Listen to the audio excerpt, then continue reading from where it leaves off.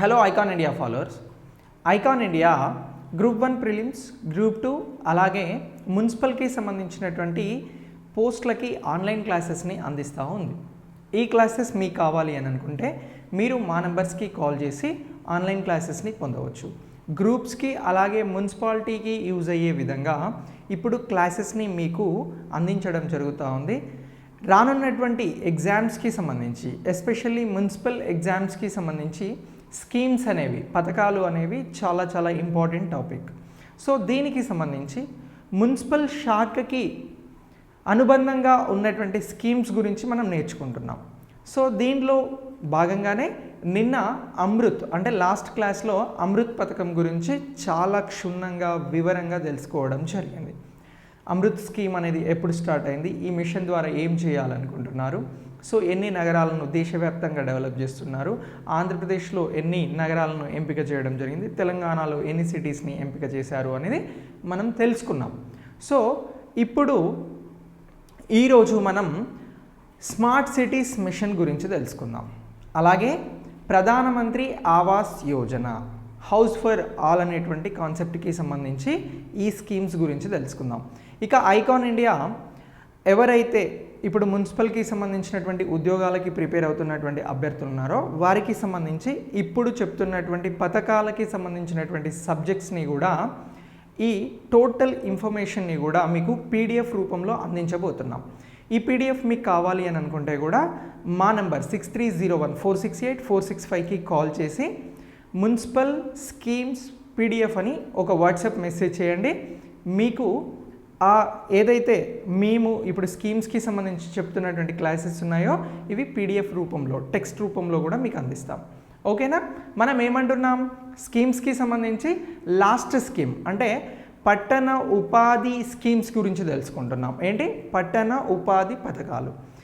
దీనినే urban employment schemes అని అంటున్నాం. సో దీనిలో భాగంగా లాస్ట్ క్లాస్లో అమృత్ అనేటువంటి స్కీమ్ గురించి తెలుసుకోవడం జరిగింది. ఇవాళ స్మార్ట్ సిటీకి సంబంధించినటువంటి స్కీమ్ గురించి తెలుసుకుందాము అని అంటున్నాం. ఏమంటున్నాం? Smart city mission.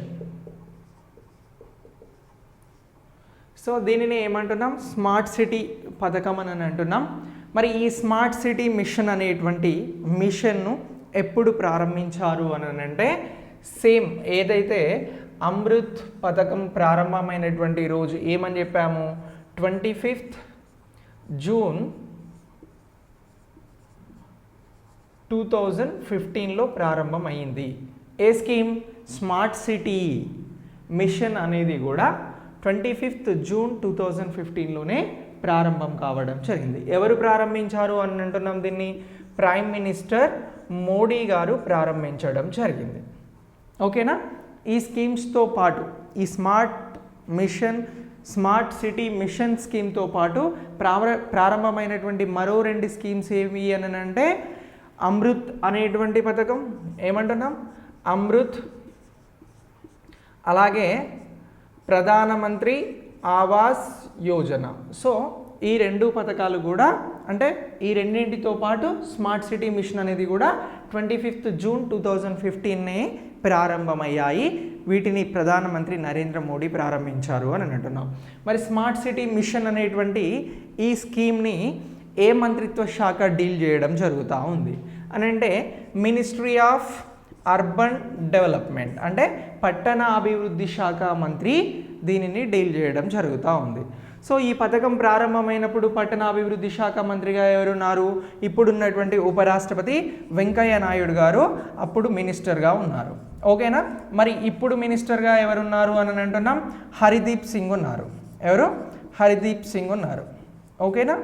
సో ఇలా ఇవి గుర్తుంచుకోండి. పథకం ప్రారంభమైనప్పుడు వెంకయ్య నాయుడు, ఈ పథకం ప్రజెంట్ కొనసాగుతూ ఉంది, హర్దీప్ సింగ్ ఉన్నారు. ఏం మంత్రిత్వ శాఖ ఇతనిది అని అంటే, పట్టణ అభివృద్ధి శాఖ మంత్రి, గృహ పట్టణాభివృద్ధి శాఖ మంత్రి. ఓకేనా? సో ఇలా ఈ స్మార్ట్ సిటీ మిషన్ అనేది ప్రారంభమైంది. మరి స్మార్ట్ సిటీ మిషన్ అనేది ఎందుకు ప్రారంభించడం జరిగింది అని అంటే, ఎవరైతే నగరాలలో నివసిస్తున్నటువంటి ప్రజలు ఉన్నారో, ఏంటి సిటిజన్షిప్ కలిగినటువంటి ఏదైతే సిటీలలో నివసిస్తున్నటువంటి ప్రజలు ఉన్నారో వీరికి సంబంధించి మెరుగైన సౌకర్యాలు కల్పించేందుకు ఏమంటున్నాం, మెరుగైన సౌకర్యాలు కల్పించేందుకు. మెరుగైన సౌకర్యాలు అంటే ఏముంటాయి ఇక్కడ, నీరు, విద్యుత్, సో ఇలాంటి సౌకర్యాలు అంటే కనీస సౌకర్యాలు ఏవైతే ఉంటాయో అవన్నీ కూడా మెరుగైన సౌకర్యాలు. జీవన ప్రమాణాన్ని పెంచే విధమైనటువంటి జీవన ప్రమాణాలను ప్రమాణాలు పెంచేటువంటి సౌకర్యాలతో పాటు ఎవరైతే నగరాలలో నివసిస్తున్నటువంటి బాలికలు, మహిళలు, అలాగే వృద్ధులు వీరికి సంబంధించి రక్షణ చర్యలు రక్షణ చర్యలు అని అంటున్నాం. ఇలాంటి చర్యలను అభివృద్ధి చేస్తూ డెవలప్ చేస్తూ ఎంపిక చేయబడినటువంటి స్కీమే స్మార్ట్ సిటీ మిషన్. సో మరి ఈ స్మార్ట్ సిటీ మిషన్లో మెరుగైన సౌకర్యాలు, నీరు, విద్యుత్, జీవన ప్రమాణాలను పెంచేటువంటి చర్యలు, అలాగే బాలికలకి, వృద్ధులకి, మహిళలకి భద్రతా చర్యలు ఉంటాయి అని అంటున్నాం. సో దీంతో పాటు రెట్రోఫిటింగ్ అనేటువంటి విధానాన్ని తీసుకురావడం జరుగుతూ ఉంది. అంటే ఏంటి రెట్రోఫిటింగ్ అని అంటే, ఏదైతే పాత వాటిని రెనోవేట్ చేయడం, అంటే అధునాతన టెక్నాలజీని ఉపయోగించి పాత వాటిని అంటే ఇంతకు ముందు తీసుకున్నటువంటి డెవలప్మెంట్ కార్యక్రమాలను రెట్రోఫిటింగ్ చేయడము అని అంటే అధునాతన టెక్నాలజీతో మాడిఫై చేయడం. సో ఈ విధానంతో స్మార్ట్ సిటీల నిర్మాణం అనేది జరుగుతూ ఉంది. మరి భారతదేశంలో ఎన్ని స్మార్ట్ సిటీస్ని ఎంపిక చేయడం జరిగింది అని అంటే, భారతదేశంలో మొత్తం 100 స్మార్ట్ సిటీస్ని అనుకున్నారు. 100 స్మార్ట్ సిటీస్ని డెవలప్ చేయాలి అని అనుకున్నారు. ఆ తర్వాత మరొక 9 తీసుకున్నారు అని అంటే ఇప్పుడు మరొక 9 అని అంటున్నాం. మొత్తం 109 స్మార్ట్ సిటీస్ని డెవలప్ చేయబోతూ ఉన్నారు. మరి ఈ స్మార్ట్ సిటీస్కి సంబంధించి ఎక్కువగా ఏ రాష్ట్రం నుంచి స్మార్ట్ నగరాలు అనేవి ఎంపిక చేయడం జరిగింది అని అంటే, ఉత్తరప్రదేశ్ నుంచి ఎక్కువ నగరాలు అనేవి స్మార్ట్ సిటీస్లో భాగంగా ఎంపిక కావడం జరిగింది. ఎన్ని నగరాలను ఎంపిక చేశారు? 13 నగరాలను ఎంపిక చేశారు. మరి స్మార్ట్ సిటీస్కి సంబంధించి ఒక రాష్ట్రంలో ఎన్ని స్మార్ట్ సిటీస్ ఉండాలి అనేటువంటి బాధ్యత ఎవరికి ఉంటుంది అని అంటే రాష్ట్ర ప్రభుత్వానికే ఉండడం జరుగుతూ ఉంది. అంటే ఏ నగరాన్ని స్మార్ట్ సిటీగా ప్రకటించాలి అనేది కేంద్రం నిధులు కేటాయించి దానికి సంబంధించినటువంటి డెవలప్మెంట్ కార్యక్రమాలను పరిశీలించే ప్రయత్నం చేస్తున్నప్పటికీ కూడా రాష్ట్రమే ఆ రాష్ట్రాలలో ఉన్నటువంటి నగరాలను స్మార్ట్ సిటీలుగా ఎంపిక చేసి ప్రపోజల్స్ పంపడానికి అవకాశం రాష్ట్రాలకు ఇవ్వడం జరిగింది అని అంటున్నాం. సింపుల్. అయితే ఈ రాష్ట్రాలకి సంబంధించి ఏ రాష్ట్రం స్మార్ట్ సిటీ కోసం మొదటిసారి నివేదికను ఈ పట్టణాభివృద్ధి శాఖ మంత్రికి సమర్పించడం జరిగింది స్మార్ట్ సిటీ కోసం? ఆన్సర్ చెప్తారా? ఏ రాష్ట్రము అని అంటే రాజస్థాన్ అనేది ఎంపిక చేయడం ప్రపోజల్స్ని మొట్టమొదటిసారి నివేదికను స్మార్ట్ సిటీకి సంబంధించి సమర్పించినటువంటి రాష్ట్రం ఏది అని అంటే రాజస్థాన్. ఓకే, ఇక దీంతో పాటు మరి ఈ స్మార్ట్ సిటీస్ అనేవి దేశవ్యాప్తంగా 109 ఎంపికయ్యాయి అని అంటున్నాం. ఈ 109 స్మార్ట్ సిటీస్కి సంబంధించి డెవలప్ చేయబోతూ ఉన్నారు. సో ప్రతి సంవత్సరం కూడా 20 నగరాలను ఎంపిక చేయాలి అనేటువంటి 20 నగరాలను ఎన్నుకుని వాటిని డెవలప్ చేయాలి అనేది గవర్నమెంట్ ప్లాన్, కేంద్ర ప్రభుత్వ ప్లాన్.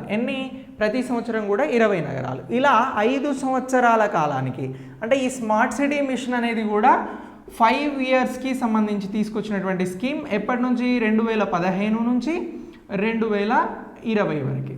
ఓకేనా?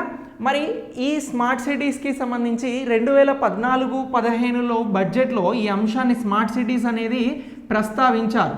స్మార్ట్ సిటీ ప్రస్తావించారు కానీ మరి దీనికి ఏమైనా బడ్జెట్ కేటాయింపులు చేశారని అంటే బడ్జెట్ అనేది ఎలాంటి కేటాయింపులు చేయలేదు. ఎప్పుడు? 2014-15 బడ్జెట్లో చేయలేదు. ఆ తర్వాత నుంచి బడ్జెట్ అనేది కేటాయించడం జరిగింది. మరి ఎంత బడ్జెట్ని మొత్తం స్మార్ట్ సిటీస్ మీద ఖర్చు పెట్టబోతుంది కేంద్ర ప్రభుత్వము అని అంటే మొత్తం 50,000 కోట్ల రూపాయలను ఖర్చు పెట్టబోతుంది. అంటే ఇక్కడ సుమారుగా మనం 109 నగరాలు అనుకుంటున్నాం. యావరేజ్గా చెప్పాల్సి వస్తే 100 నగరాలకి ఇది డివైడ్ చేయాల్సి వస్తే ప్రతి నగరానికి కూడా ఎంత ఇవ్వబోతున్నారు అని అంటే 500 కోట్ల రూపాయలను ఇవ్వబోతా ఉన్నారు. ఈ 500 కోట్లతో ఎంపిక కాబడినటువంటి నగరాలను అన్ని మౌలిక వసతులను డెవలప్ చేయబోతున్నారు స్మార్ట్ సిటీస్కి సంబంధించి.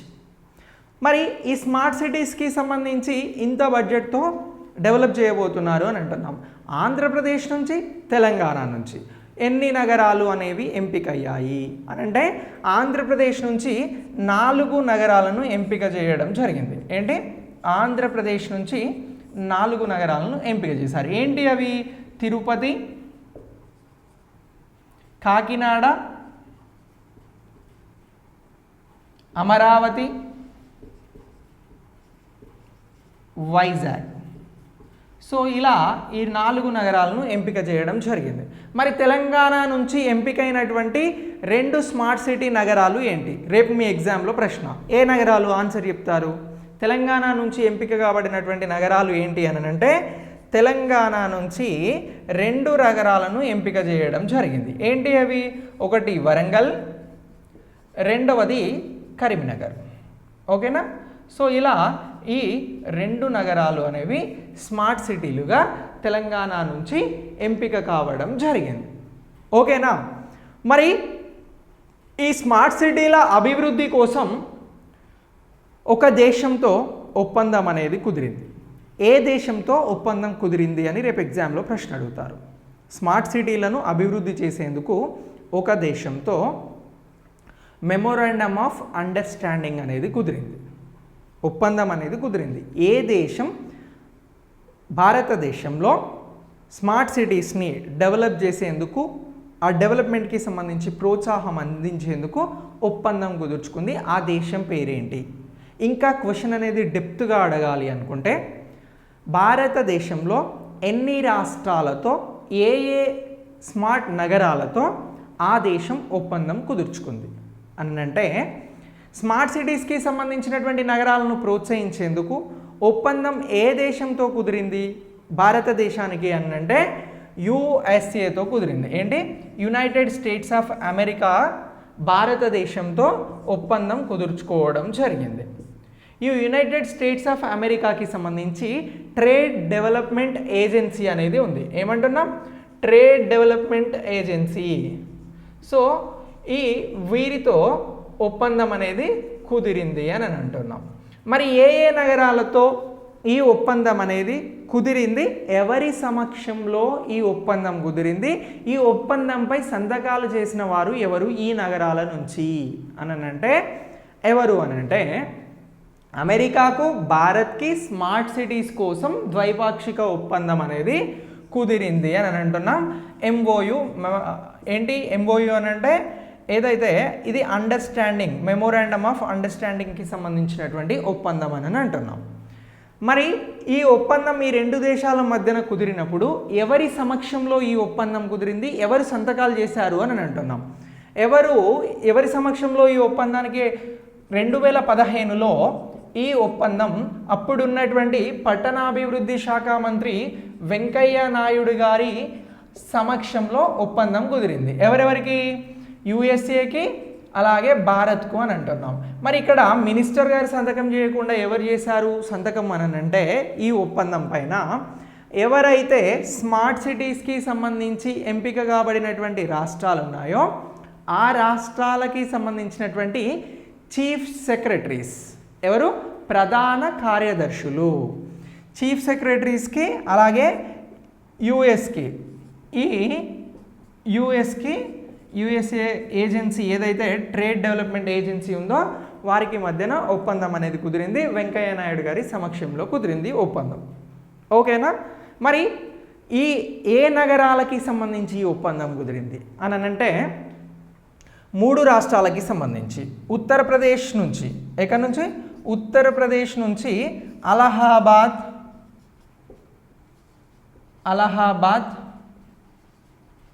అలాగే రాజస్థాన్ నుంచి అజ్మీర్, మరొకటి ఏంటి అని అంటే ఆంధ్రప్రదేశ్ నుంచి వైజాగ్. ఈ 3 నగరాలు యుఎస్ఏతో ఒప్పందం కుదుర్చుకోవడం జరిగింది. ఈ నగరాలలో స్మార్ట్ సిటీ డెవలప్మెంట్కి సంబంధించినటువంటి పనులను యుఎస్ఏకి సంబంధించినటువంటి వారు పర్యవేక్షిస్తారు, ప్రోత్సహిస్తారు. ఓకేనా? సో ఈ రాష్ట్రాలకి సంబంధించినటువంటి చీఫ్ సెక్రటరీస్కి యుఎస్ఏకి సంబంధించినటువంటి ట్రేడ్ డెవలప్మెంట్ ఏజెన్సీకి ఒప్పందం కుదిరినప్పుడు వెంకయ్య నాయుడు గారి సమక్షంలో ఆ ఒప్పందం అనేది కుదిరింది. క్లారిటీ వచ్చింది కదా. సో ఇలా ఈ స్మార్ట్ సిటీస్కి సంబంధించి ఒప్పందం అనేది కుదరడం జరిగింది. ఓకేనా? స్మార్ట్ సిటీస్ని ఇప్పుడు మనం ఈ విధంగా నేర్చుకోవాల్సి ఉంటుంది. అమృత్ పథకాన్ని అలాగే స్మార్ట్ సిటీస్కి సంబంధించి ఇలా గుర్తుంచుకోండి. అమృత్ పథకం గురించి మనం లాస్ట్ క్లాస్లో చెప్పుకున్నాము, మీరు ఆ క్లాస్ని కూడా చూడవచ్చు. ఇక్కడ స్మార్ట్ సిటీస్ గురించి చెప్పుకున్నాం. ఓకేనా? ఇక దీంతో పాటు మరొక స్కీమ్ కూడా ఇదే రోజున ప్రారంభం కావడం జరిగింది అని అంటున్నాం. ఆ స్కీమ్ గురించి కూడా ఇప్పుడు తెలుసుకుందాం. ఏ స్కీమ్ అది? ప్రధానమంత్రి ఆవాస్ యోజన. ఏమంటున్నాం? ప్రధానమంత్రి ఆవాస్ యోజన. ప్రధానమంత్రి ఆవాస్ యోజన అనేది ఏంటి? మరి దీనికి సంబంధించినటువంటి అంశం ఏముంది, దీన్ని స్కీమ్స్లో భాగంగా ఎలా నేర్చుకోవాలి అనేది ఒక్కసారి ఫోకస్ చేద్దాం మనం. ఏమంటున్నాం? ప్రధానమంత్రి ఆవాస్ యోజన అని అంటున్నాం. అవునా? ప్రధానమంత్రి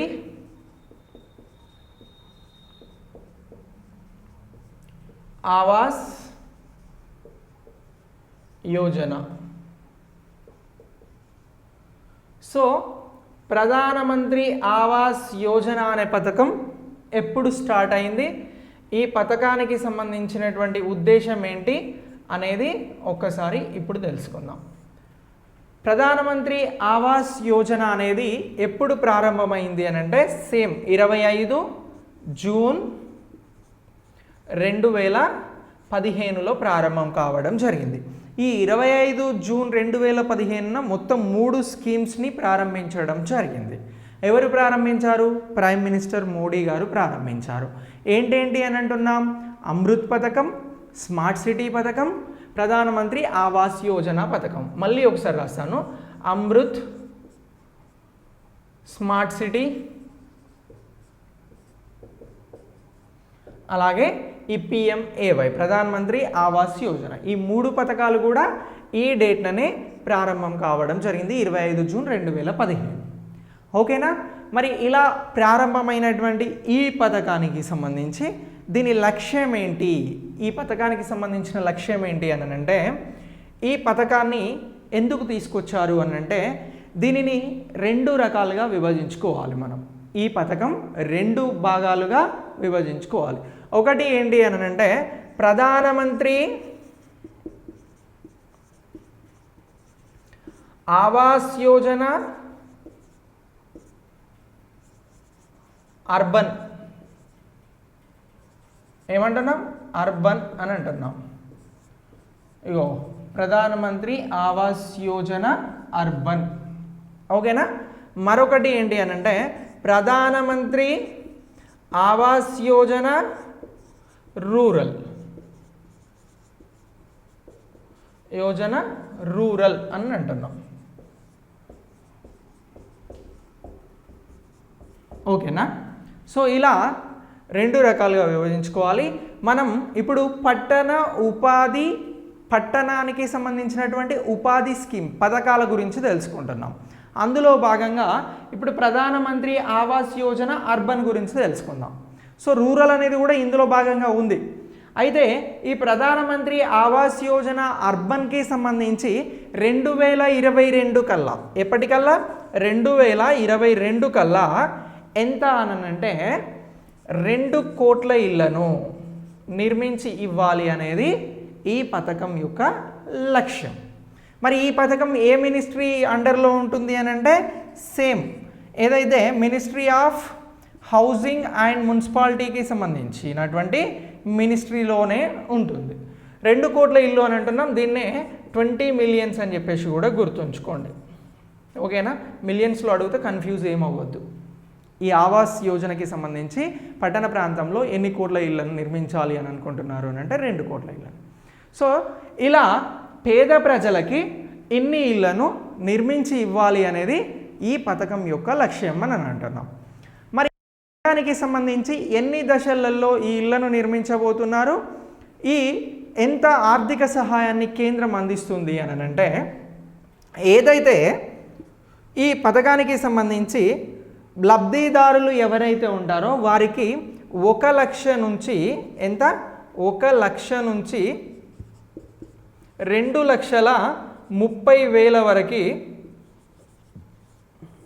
అమౌంట్ అనేది కేంద్ర ప్రభుత్వం ఇస్తుంది. ఏ పథకంలో భాగంగా కేంద్రం ఈ అమౌంట్ని ఇస్తుంది అని అంటున్నాం? ప్రధానమంత్రి ఆవాస్ యోజన పథకంలో భాగంగా ఈ అమౌంట్ని కేంద్ర ప్రభుత్వం అనేది ఇవ్వడం జరుగుతూ ఉంది. సో ఇలా ఈ ఇళ్లను నిర్మించడంతో పాటు సౌభాగ్య స్కీమ్, ఏంటి సౌభాగ్య స్కీమ్, ఈ స్కీమ్స్ గురించి కూడా మనం ఫ్యూచర్లో తెలుసుకుందాం. ఏంటి మరి సౌభాగ్య పథకం అని అంటే ఇది ఏదైతే మరుగుదొడ్ల నిర్మాణం ఉందో దానికి సంబంధించినటువంటిది. అలాగే ఉజ్వల్ స్కీమ్ అంటే ఇది విద్యుత్కి సంబంధించినటువంటిది. ఈ స్కీమ్స్తో ఈ ప్రధానమంత్రి ఆవాస్ యోజన అనేటువంటి పథకాన్ని అనుసంధానించవచ్చు, ఇతర స్కీమ్స్తో కూడా కలపవచ్చు అని అంటున్నారు. అంటే ఒక ఇల్లు ఉండడమే ఇంపార్టెంట్ కాదు, దాంతోపాటు దానికి మరుగుదొడ్లు అంటే టాయిలెట్స్ అనేవి చేయడానికి ప్రత్యేకమైనటువంటి వసతులు ఉండాలి, అలాగే విద్యుత్ అనేది ఉండాలి, కనీస అవసరాలు మౌలిక వసతులు ఏవైతే ఉంటాయో అవన్నీ కూడా ఆ ఇంటికి ఉండేలా ఇతర పథకాలతో కూడా అనుసంధానం చేయవచ్చు అని చెప్తున్నటువంటి పథకం ఏంటి అని అంటే ప్రధానమంత్రి ఆవాస్ యోజన అని గుర్తుంచుకోండి. సో ఇలా ఈ పథకాలతో కూడా దీనిని అనుసంధానిస్తూ ఉన్నారు. మరి 26 రాష్ట్రాలలో 2017 వరకు మొత్తం ఎన్ని నగరాలను గుర్తించారు అని అంటే 26 స్టేట్స్లలో అని అంటున్నాం. ఇన్ని స్టేట్స్లలో మొత్తం 22,508 నగరాలను గుర్తించడం జరిగింది. ఇన్ని నగరాలను గుర్తించారు. ఈ నగరాలలో ఇప్పుడు ఇళ్ల నిర్మాణం అనేది చేపట్టాలి అని అనుకుంటున్నారు. ఎన్ని నగరాలలో? 2,508 నగరాలలో. అయితే దీనిని 3 రకాలుగా ఈ పథకాన్ని అమలు చేసేందుకు సమయాన్ని విభజించుకోవడం జరిగింది. ఎప్పటి నుంచి ఎప్పటి వరకు అని అంటే 2015 నుంచి 17 వరకు మొత్తం 100 నగరాలలో ఇళ్లను నిర్మించాలి అని అనుకుంటున్నారు. ఎన్ని నగరాలు? 100 సిటీస్లో ఇళ్లను నిర్మించాలి అని అనుకుంటున్నారు. ఆ తర్వాత 2017 నుంచి 19 మధ్య కాలంలో 200 సిటీస్లో ఇళ్లను నిర్మించాలి అనేటువంటి లక్ష్యాన్ని పెట్టుకున్నారు. ఆ తర్వాత 2019 నుంచి 2022 వరకు ఇక రిమైనింగ్ మిగిలినటువంటి నగరాలు ఎన్ని ఉన్నాయో అన్నింట్లో కూడా ఇళ్ల నిర్మాణం జరగాలి అని చెప్పేసి భావిస్తూ ఉంది కేంద్ర ప్రభుత్వం. సో ఇలా ప్రధానమంత్రి ఆవాస్ యోజన అనేటువంటి పథకాన్ని మనం అప్డేట్ చేసుకోవాలి. ప్రతి అంశాన్ని కూడా నేర్చుకోవాలి. ఎగ్జామ్లో నీకు ప్రతిదీ కూడా చాలా ఇంపార్టెంట్. అయ్యో ఇది తెలియదు కదా అనేటువంటి కాన్సెప్ట్ ఉండొద్దు. ప్రతిదీ కూడా మనం దీనికి సంబంధించి నేర్చుకోవాలి. సో ఇలా టైంని డివైడ్ చేసి ఇలా డెవలప్ చేస్తాము, ఆ నగరాలలో ఇళ్లను నిర్మిస్తాము, ఆ నిర్మించేందుకు ఆర్థిక సహాయాన్ని అందిస్తాము అని చెప్పేసి చెప్తా ఉన్నారు. మరి ప్రజలను ఏ విధంగా బెనిఫిషియర్స్ ఎవరైతే ఉంటారో పట్టణ ప్రాంతాలలో ఇల్లు కలిగి లేనటువంటి ప్రజలను ఏ విధంగా గుర్తిస్తున్నారు అని అంటే వారిని 4 రకాలుగా విభజించడం జరిగింది. ఎన్ని రకాలుగా విభజించారు అని అంటున్నాం? 4 రకాలుగా విభజించడం జరిగింది. ఎవరెవరు ఆ 4 రకాలకి సంబంధించినటువంటి వారు? 4 కేటగిరీస్ అంటున్నాం. ఫస్ట్ కేటగిరీ ఏంటి అని అంటే economically weaker section people. So ఈ వీకర్ సెక్షన్ పీపుల్కి సంబంధించి వీరి వార్షిక ఆదాయం ఎంత ఉంటుంది అని అంటే 3 లక్షల రూపాయలు ఉంటుంది. 3 లక్షల రూపాయలు ఉంటుంది. ఇంత వార్షిక ఆదాయం ఉన్నటువంటి వీరికి 6.25 వడ్డీ రాయితీ అనేది ఉంటుంది వీరికి. మరి వడ్డీ రాయితీ ఎలా ఇస్తారు సార్ వీళ్ళకి అని అంటే బ్యాంకు రుణాలను కూడా ఇప్పిస్తూ ఉన్నారు 20 సంవత్సరాల కాల వ్యవధికి. ఎన్ని ఇయర్స్కి? 20 ఇయర్స్కి బ్యాంకు రుణాలను కూడా ఇప్పించడం జరుగుతూ ఉంది. అంటే ఎలిజిబిలిటీ ఉంటే బ్యాంక్ రుణాలను కూడా అందిస్తారు. వడ్డీ రాయితీ అనేది ఎంత ఉంటుంది అని అంటున్నాం 6.25 ఉంటుంది. ఇక లోయల్ అంటే లో ఇన్కమ్ రెండవ వారు ఎవరు అని అంటే లో ఇన్కమ్కి సంబంధించినటువంటి పీపుల్. సో వీరికి సంబంధించి వీరికి 3 నుంచి 6 lakhs ఇన్కమ్ వరకు ఉంటుంది. వీరికి కూడా వడ్డీ రాయితీ ఎంత ఉంది అంటే 6.25 అనేది ఉంది. ఓకేనా. ఆ తర్వాత మూడవది ఏంటి అని అంటే middle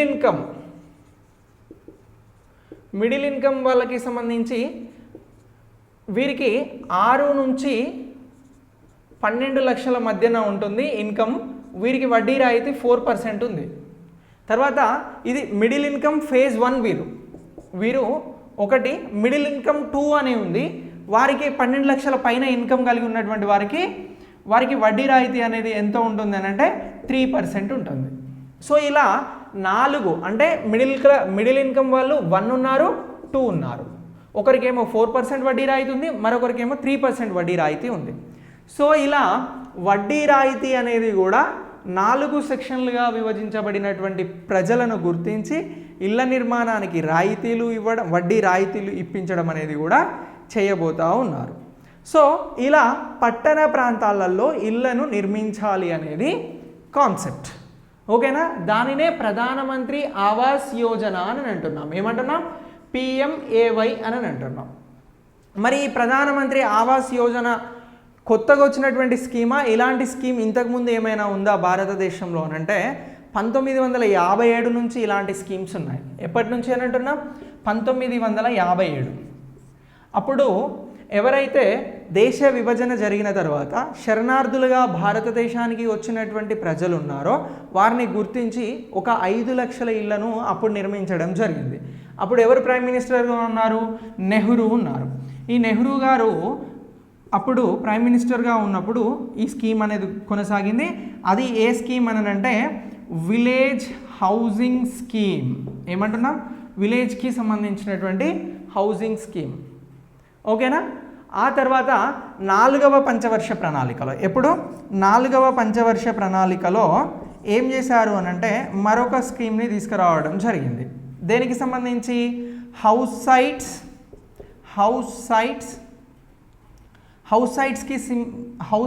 come construction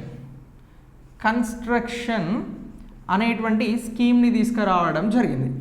house sites cum construction assistance scheme. ఏమంటున్నాం? అసిస్టెన్స్ స్కీమ్ అని చెప్పేసి అంటా ఉన్నాం. ఈ స్కీమ్ని 1974-75లో రాష్ట్ర ప్రభుత్వాలకు బదిలీ చేయడం జరిగింది. ఓకేనా. అంటే ఇవన్నీ కూడా గృహ నిర్మాణాలకి సంబంధించి భారతదేశంలో వచ్చినటువంటి స్కీమ్స్ని కూడా ఇక్కడ చెప్తున్నాం. సో ఫ్రెండ్స్, ఇలా ఈ స్కీమ్ని కూడా గుర్తుంచుకోండి. ఇక తర్వాత 1985లో ఎప్పుడు అని అంటున్నాం? 1985లో మరొక స్కీమ్ వచ్చింది. అదేంటి అని అంటే ఇందిరా ఆవాస్ యోజన. సో మనం ఇందిరమ్మ ఇల్లు అంటాం కదా, ఇందిరా ఆవాస్ యోజన అనేది 1985లో వచ్చింది. అప్పుడు రాజీవ్ గాంధీ గారు ప్రైమ్ మినిస్టర్గా ఉన్నప్పుడు భారతదేశానికి 6వ ప్రైమ్ మినిస్టర్గా చేసినటువంటి రాజీవ్ గాంధీ గారు ఈ స్కీమ్ని తీసుకురావడం జరిగింది. ఏ స్కీమ్ అని అంటున్నాం? ఇందిరమ్మ ఆవాస్ యోజన అనేది 1985లో వచ్చింది. ఓకేనా. ఆ తర్వాత 2013-14లో మరొక స్కీమ్ వచ్చింది. 2013-14లో ఏంటి అని అంటే రాజీవ్ ఆవాస్ యోజన.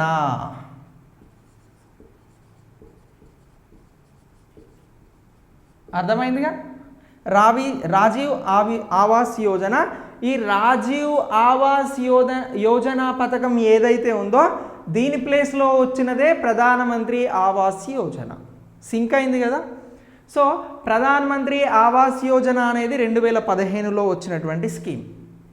2013-14లో ఉన్నటువంటి స్కీమ్ రాజీవ్ ఆవాస్ యోజన. అంతకంటే ముందు గృహ నిర్మాణాల కోసం ఉన్నటువంటి స్కీమ్ 1985లో ఇదే రాజీవ్ గాంధీ గారు తీసుకొచ్చినటువంటిది ఇందిరా ఆవాస్ యోజన. ఓకేనా. ఇక దీనికంటే ముందు ఉన్నటువంటి తీసుకున్నటువంటి స్కీమ్ ఏంటి అని అంటే హౌస్కి సంబంధించినటువంటి స్కీమ్కి హౌస్కి సంబంధించినటువంటి స్కీమ్, ఇది ఏమంటున్నాం, కన్స్ట్రక్షన్ అసిస్టెంట్ స్కీమ్ అని అంటున్నాం. సో దీనిని 1974-75లో రాష్ట్ర ప్రభుత్వాలకి బదిలీ చేశారు. ఇక అంతకంటే ముందు 1957లో శరణార్థులకి సంబంధించి భారతదేశ వ్యాప్తంగా 5 లక్షల ఇళ్లను నిర్మించడం జరిగింది, పేదవాళ్ళకి, పట్టణాలలో నివసిస్తున్నటువంటి వాళ్ళకి, శరణార్థులకి. సో వారికి సంబంధించి అప్పుడు విహెచ్ఎస్ అనేటువంటి స్కీమ్ అనేది ఉంది. ఈ 4 స్కీమ్స్ కూడా, అంటే ఈ స్కీమ్ తోటి కలిపి 5 స్కీమ్స్ కూడా, ఈ 5 పథకాలు కూడా గృహ నిర్మాణానికి తీసుకొచ్చినటువంటి పథకాలు. ఓకేనా?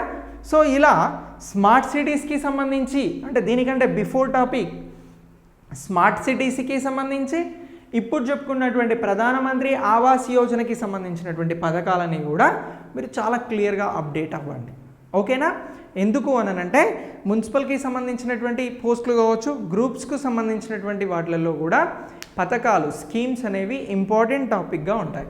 మరి ఒకసారి ఏం చెప్తున్నాను అనంటే, ఈ స్కీమ్స్కి సంబంధించినటువంటి పీడిఎఫ్ మీకు కావాలి అని అనుకుంటే మీరు మాకు మా నెంబర్కి వాట్సాప్ ద్వారా పీడిఎఫ్, స్కీమ్స్ పీడిఎఫ్ అని చెప్పేసి ఒక మెసేజ్ చేయండి. చేస్తే మీకు ఈ స్కీమ్స్ అనేవి పంపించడం జరుగుతూ ఉంది. ఓకేనా? తప్పకుండా పంపిస్తాము.